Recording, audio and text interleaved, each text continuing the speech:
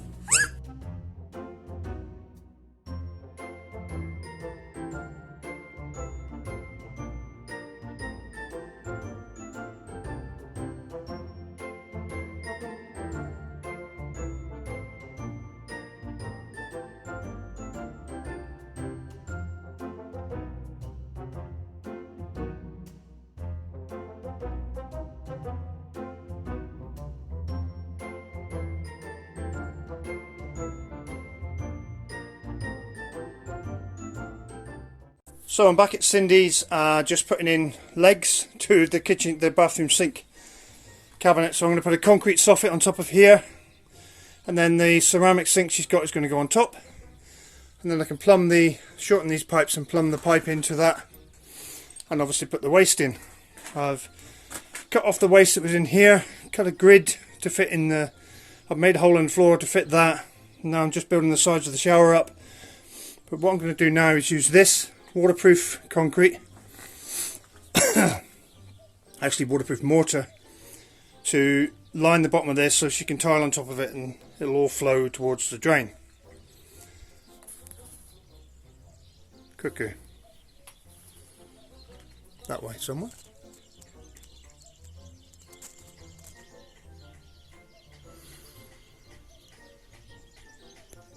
So there we go. What a lovely way to spend a sunny Sunday afternoon. Laying blocks for friends, eh? So the shower cubicle, we're up to almost breast height. I'll probably go up to about here, so another 2 courses, maybe 3, probably two more courses. Where's that going to bring us? 1, 2.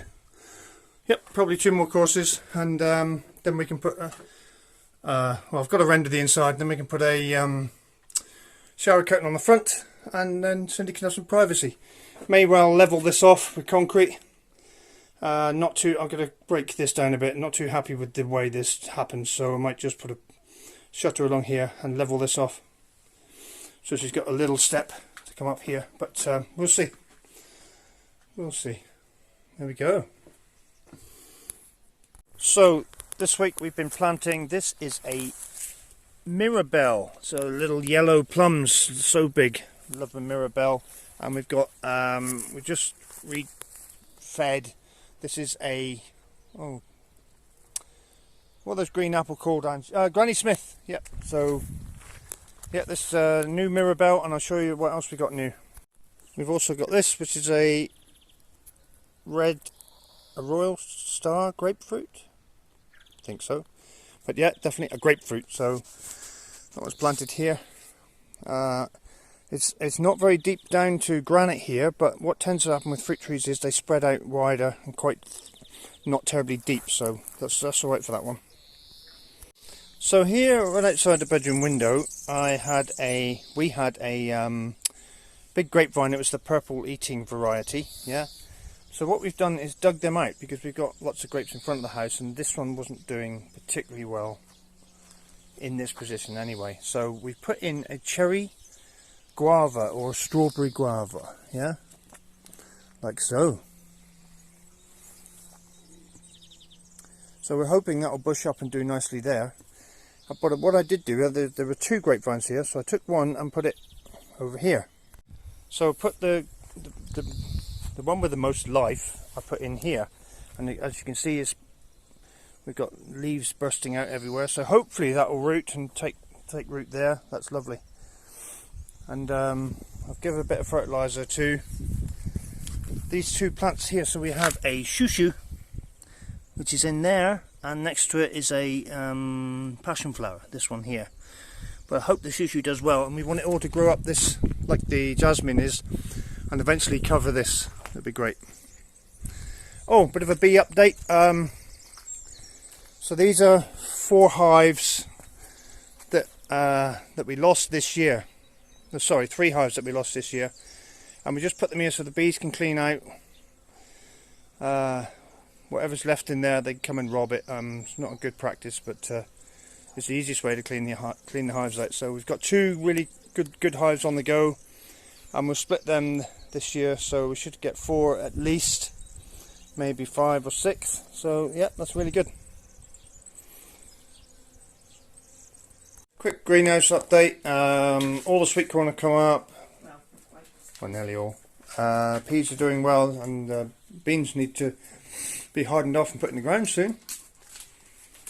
And then what's this, Ange? Sunflowers. Sunflowers. These are all Have lots of sunflowers all coming up now. And then we're waiting for everything else.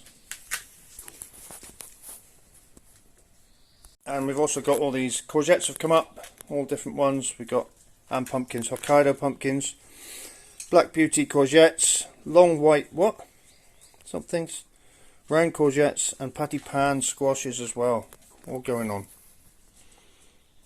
And Ange has also been busy with these date palms, so we got a few there and a few there, in amongst all the other stuff. So yeah, they were. Cause there was originally a date palm here on the property, but it sadly got whatever that beetle thing is. The red palm beetle. But a lot of the palm seeds have survived, germinated. So cool. yes, I thought I'd get them going. So this week I've been busy. Just a stay bar on this fence post here, and I've been busy fencing this.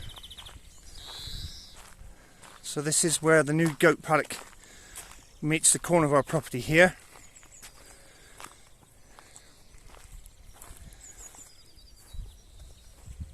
So they'll have all these rocks and all this food in here to eat.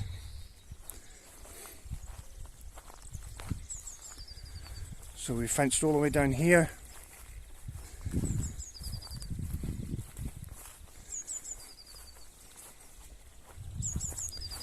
And I've got to here,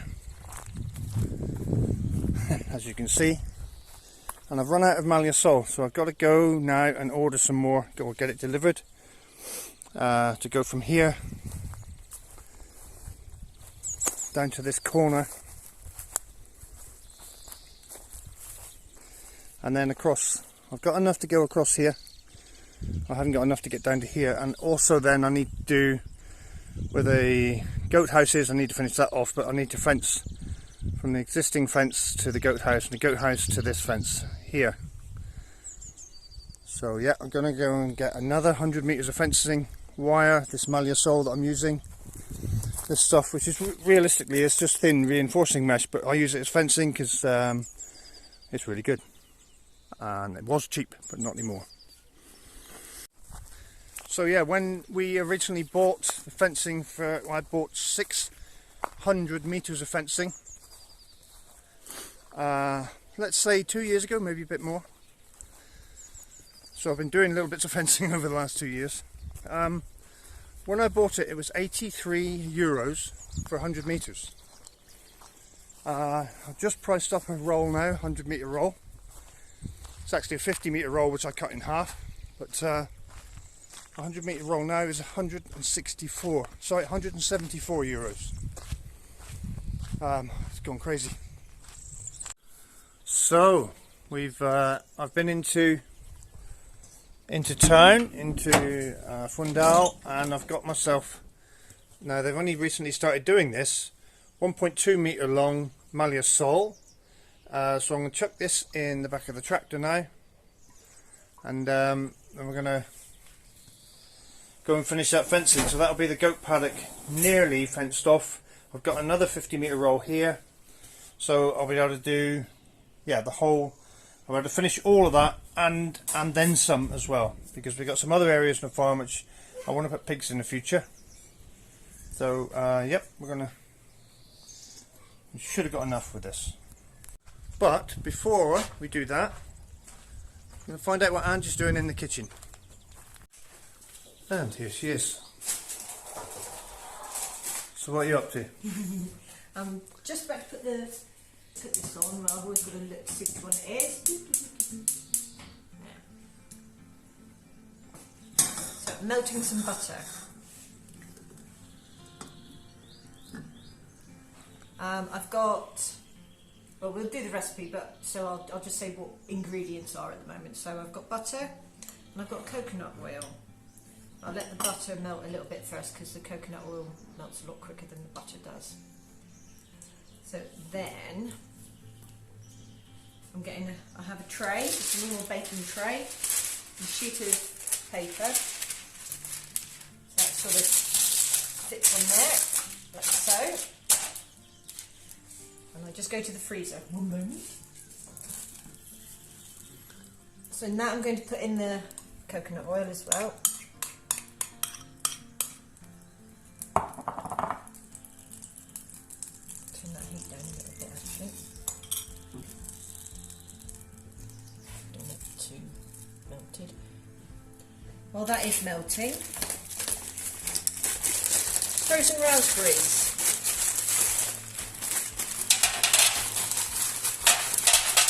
Delicately thrown over here.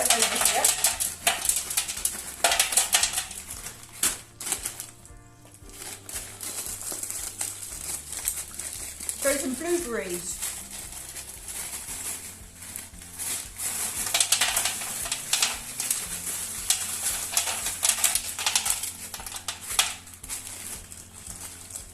Delicately thrown over there.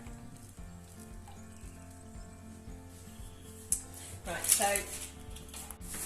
so with that as well, we're then getting some coconut flakes.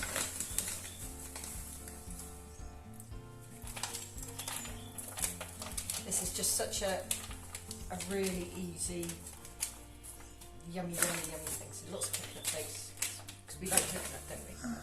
What's that? Hand. There's one for you.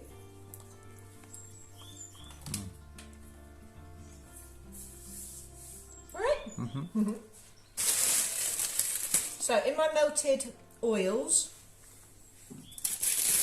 I've got it's just some stuff that I want to use up. It's barley malt extract. You can put in a sweetener of some sort. I'm just going to use this because it's not overly sweet, because you don't want it to take away from the flavours of the thing. So I'm just going to put in a couple of good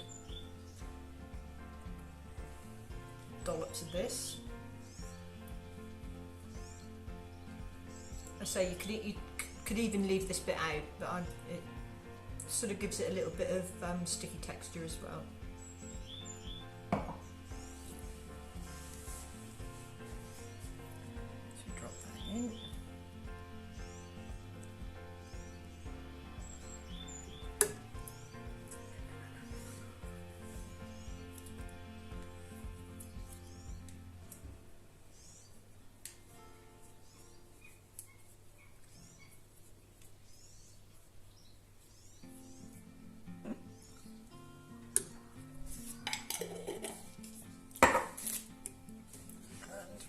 Put the heat back on just to help melt that a little bit.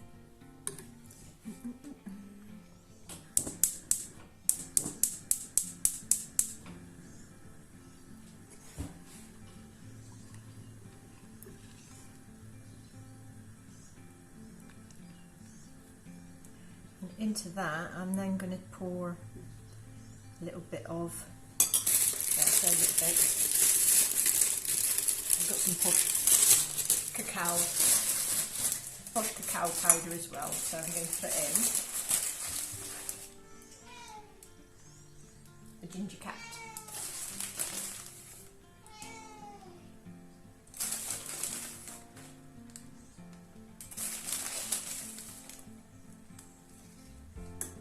It can all sit in there.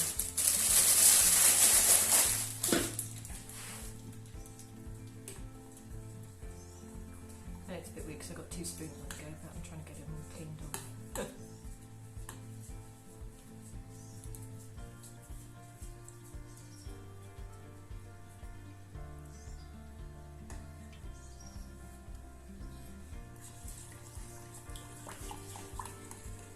It's going to be warm. Ooh, how weird.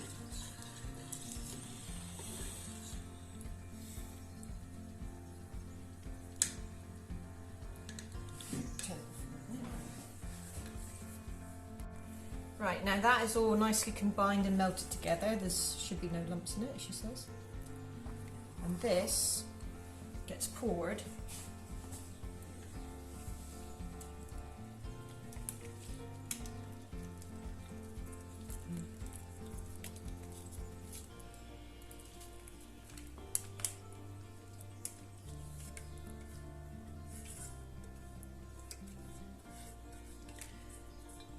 And what happens now, I'll let that cool down a little bit and then it goes into the freezer until it's set. And then you've got a lovely chocolatey, coconutty, raspberry, blueberry, crunchy thing, which is really nice. Well, I think so. Anyway. And quite healthy for you. And quite healthy, it's not too bad yet. But pop that up a little bit. Because the little sheets of greaseproof don't quite fit the tray. There you go. Nice and simple, so we'll see you in a moment when it's all ready.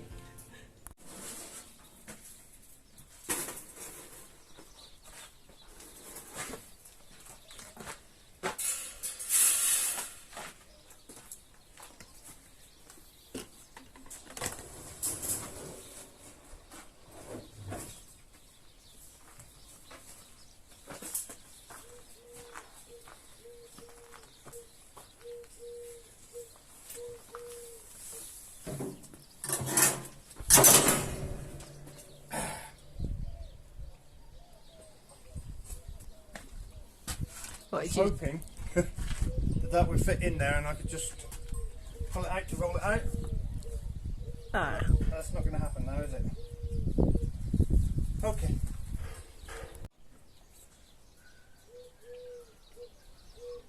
Heater plugs. And the The purpose white of those are?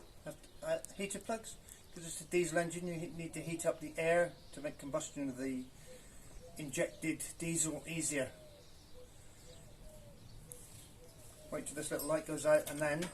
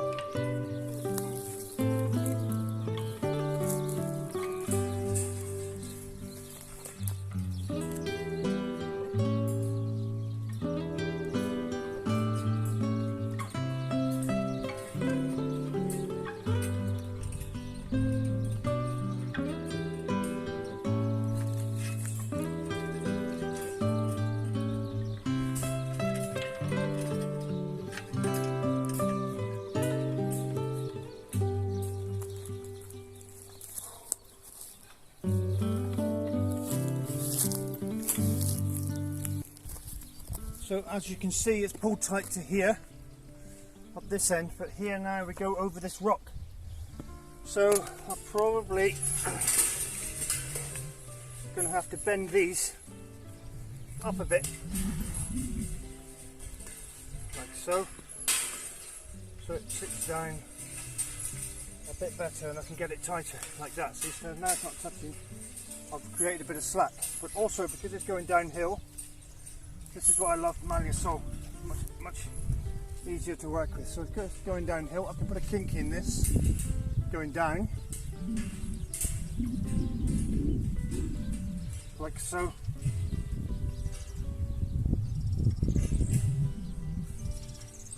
That steps it down that much. And I can do the same all the way along here. And also this does tension it a bit as well.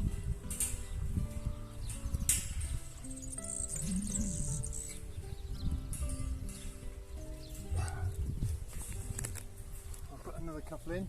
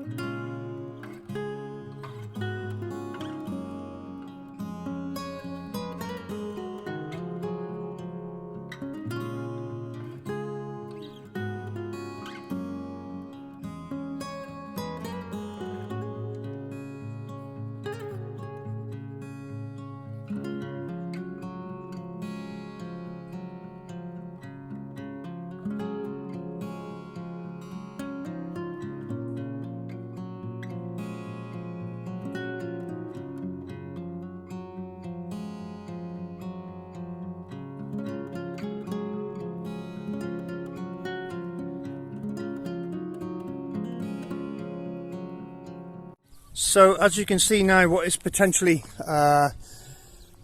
lightweight concrete, mesh for concreting, which is trying to go in a straight line by doing this sort of thing all the way on this, where it goes over this stone. Yeah, so I've dropped the line of it down every time, and it's also, if you look along the line of the fence now, tighten the fence up. So it's exactly what we wanted to do. So I'll just come along now and tie these to the post with the stainless steel wire that I have all the way down. But what I will do before that is put another of my these style tensioners in the middle of this, just to pull it all tight, make sure it's all taut. So there, nice straight fence.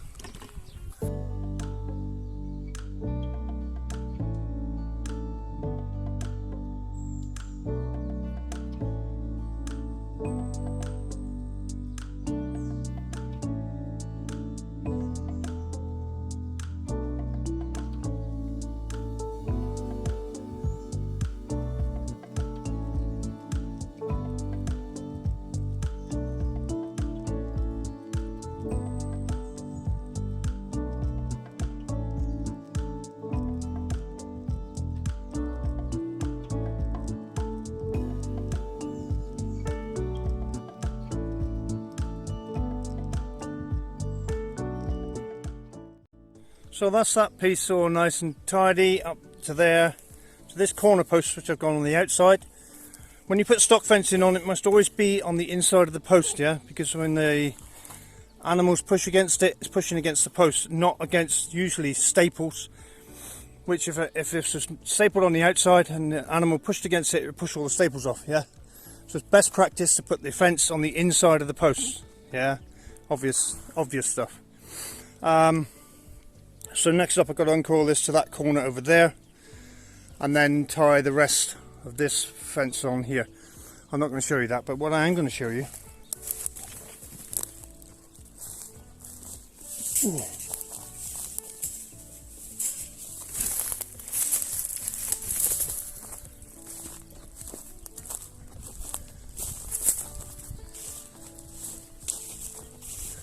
So the boss has had a look at my handiwork here.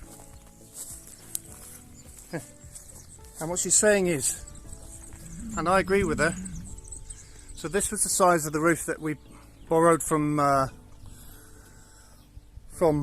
Armando and Greg, and it happens to be about the same size. What we need is it to overhang. So what I'm going to do is take the whole roof off again and turn it around 90 degrees.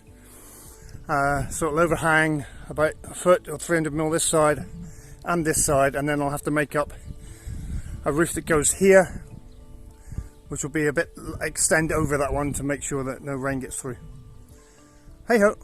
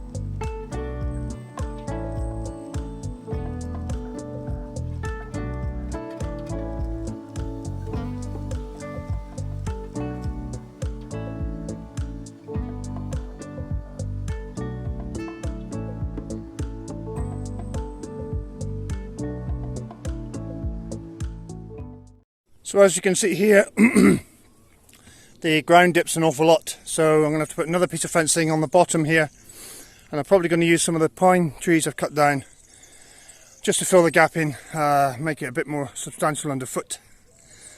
But yeah, up to that corner now, just that little bit to tie up. Job done, but I have enough for tonight and I'm going to have a beer. So here it comes. Dun, dun, dun. So what's this called? Chocolate, coconut, raspberry, blueberry Ripple thing. Yeah, okay. Well, sort of lumpy thing. So this has just come out the freezer? Yeah, just come out the freezer. So I should just get a tub to put it in. Right, so I've got a couple of tubs that I'm just going to put this in. So all we're going to do is break it up. What's that there? Oh, really? Nom.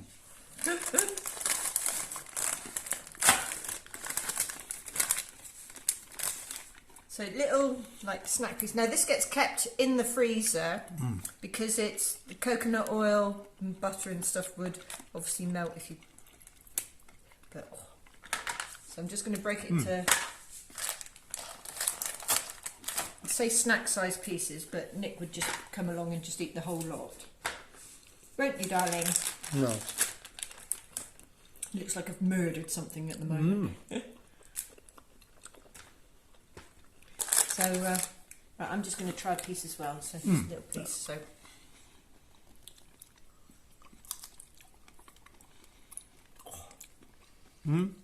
just a nice little. Yeah, nice. Really simple. It's just something that, like I say, you keep it in the freezer, and if you just need a little treat, Look at this. Yeah, so easy to do. Literally nothing technical. We'll stick the recipe in the description, and yeah, enjoy. On that note, we're going to say goodbye while Angie's licking her fingers. Thanks for watching, everyone. Thank you for liking and subscribing and ringing that little notification bell. And yeah, don't forget to check you are subscribed, and don't forget to check you've got the notification bell rung as well. And hope you enjoyed this little short video, and we'll see you on Friday. Bye. Okay, so we have Anonymous Plumber, Headless, and then lots of other guys here. Yeah, and a super duper infrared lamp. So we have obviously Project Portugal, Girl Meets Farm, and we have Casa Creativa and Cindy Vine. Oh, I don't know where her head's gone. Cindy Vine and what are these lot called? I can't remember. The Foggies. Chicken wings.